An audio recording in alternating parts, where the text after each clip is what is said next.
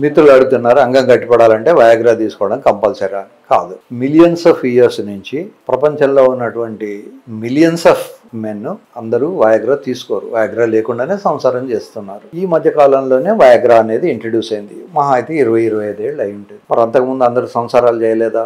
వాళ్ళు ఎంజాయ్ చేయలేదా? వాళ్ళకి పిల్లలు పుట్టలేదా? కనుక శృంగారంలో ఎంజాయ్ చేయాలనుకుంటే, శృంగారంలో పాల్గొనాలంటే వయాగ్రా కంపల్సరీ కాదు. మరి ఎందుకు ఈ మధ్య కాలంలో వయాగ్రా వాడకం ఎక్కువైపోయింది? ఒకటేమో అవైలబిలిటీ, రెండోదేమో సోషల్ మీడియా, మూడోదేమో అఫోర్డబిలిటీ. ఇలాంటి కారణాల వల్ల తర్వాత సొసైటీలో ఒక రకమైనటువంటి, ఎస్పెషల్లీ మన ఇండియన్ సొసైటీలో ఒక స్తబ్దత వచ్చేసింది.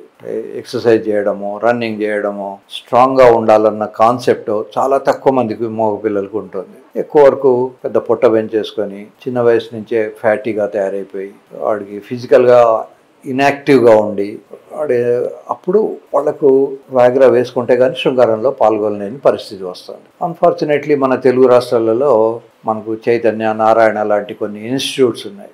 వాటిల్లో మనం పిల్లల్ని 10-12 ఏళ్ళు రాగానే జాయిన్ చేస్తాం.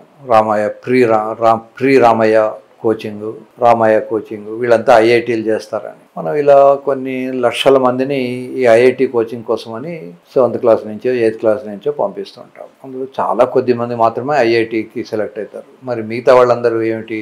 మిగతా వాళ్ళందరూ మామూలుగానే బయటకు వస్తారు, ఏదో బీటెక్ చేస్తారు. ఒక్కోసారి చిన్నపాటి డొనేషన్ కట్టుకొని కూడా బీటెక్ చేస్తున్నారు.